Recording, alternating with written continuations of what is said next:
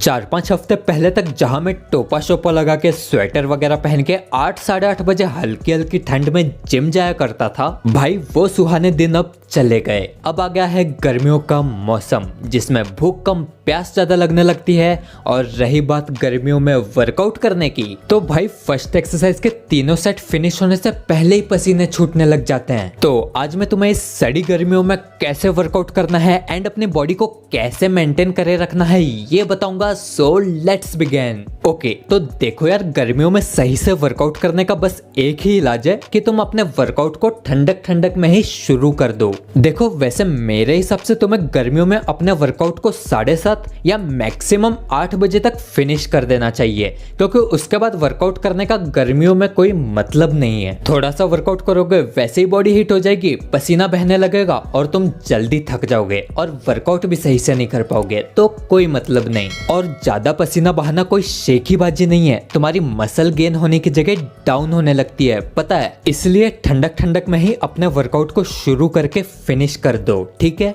और दूसरा, तुम्हें 30-35 रुपए वाला एक ढंग का सा नैपकिन खरीद लो, और जब भी तुम बेंच प्रेस या लेग प्रेस जैसी लेट के करने वाली एक्सरसाइज परफॉर्म करो ना, तो पहले उस नैपकिन को उस बेंच पे, मतलब जहां तुम अपना सिर रखोगे ना, वहां बिछा के फिर उस बेंच पे लेटा करो। क्योंकि यार पता नहीं तुमसे पहले उस बेंच पे किसने एक्सरसाइज की है, उससे क्या है क्या नहीं, बेमतलब में उसका पसीना तुम्हें लग जाए, इसलिए क्यों झंझटबाजी। एक नैपकिन अपने बैग में रखा ही करो ना। देखो बैग की बात निकल ही गई है, तो इस सड़ी गर्मी में वर्कआउट करने के लिए तुम्हारे बैग में क्या क्या होना चाहिए ये पहले मैं तुम्हें बता दूं। एक तो देखो यार, कॉमन सी बात है, एक जोड़ी शूज, दूसरा ये नैपकिन, और तीसरा एक एक्स्ट्रा टी शर्ट, और चौथा 1 लीटर नॉर्मल पानी की बोतल। और हाँ, खास करके गर्मियों में वर्कआउट करते टाइम तुम्हें हर 7-7 मिनट में एक घूंट पानी पीते रहना है, ठीक है। क्योंकि 75% मसल गर्मियों में सिर्फ पानी की कमी से ही गिरने लगती है, इसलिए तुम्हें जिम में तो वर्कआउट करते टाइम एक घूंट पानी तो